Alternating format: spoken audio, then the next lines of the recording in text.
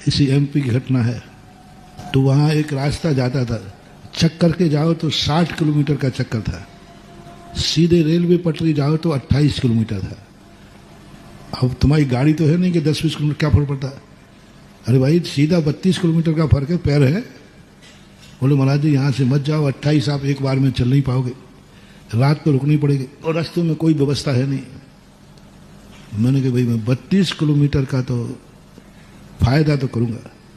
उन्होंने कहा महाराज जी मत जाओ जहाँ आप रात रुकोगे वही चोरों का अड्डा है, सारे चोर रात भर लूट के वहीं आते रहते, सबको मालूम है, और वहीं आप रहोगे और वहीं वो लोग आएंगे तो फिर क्या होगा। तो महाराज आपके साथ कौन जाएगा, जो जाएंगे उनकी तो हालत खराब हो जाएगी।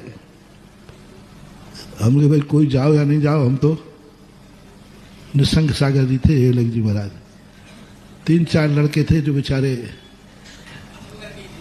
थोड़ा अपने प्रति थोड़ा ज्यादा समर्पण, कई बच्चों को थोड़ा लगाव हो जाता ना महाराज से, तो उनको आगे आगे नहीं, महाराज को अकेले तो नहीं छोड़ूंगा। कोई नहीं गया, सब रुक गए, क्योंकि सबको मालूम है कि आज रात में, लेकिन 4-5 बच्चों ने साथ किया कि महाराज को अकेले तो नहीं छोड़ूंगा। गए, रात में रुके, वो रेलवे स्टेशन के किनारे के क्वार्टर थे, खाली पड़े रहते ना, पटरी वगैरह डलती है। हम लोग रात में बहुत भयंकर पानी पहुंचे हुआ। अब बोले महाराज जी, रात में लाइट नहीं हुआ, जंगल था। हमने कहा बस एक ही तरीका है, सब कपड़े भीग गए हैं, यहाँ आज जितने लोग हैं सब दिगंबर रहे हैं, वो तो सुखाने हैं कपड़े, सब कपड़े भीग गए। अब भीगे कपड़े में तो सोगे नहीं, बैठना है। सब ने कपड़े उतार दिए। 1:30-2 बजे होंगे, टाइम का ध्यान नहीं है पूरा। और वो जिनका वो स्थान था वो आगे, उनके पास बड़ी बड़ी टार्चें थी। हम लोगों ने समझ लिया कि वही, अब बोले महाराज जी वो लोग आ गए। मैंने कहा अब एक ही तरीका है तुम्हें, सब लोग ध्यान में बैठ जाओ। सब दिगंबर तो थे ही, और हम दरवाजे पे बैठ गए, आगे पीछे रख दिए। मैंने कहा ये बुंदेलखंड है, और बुंदेलखंड के डाकू कुछ भी हो, मुनि महाराज को तो पहचानते। और जैसे उन्होंने देखा कौन है, हम लोग कोई नहीं बोले।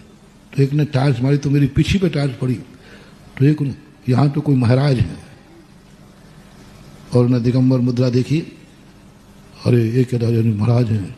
और फिर उन्होंने टार्च मारी तो बहुत सारे महाराज हैं। मैंने कोई ने आँख खोल दी तो बेटा ध्यान रखना।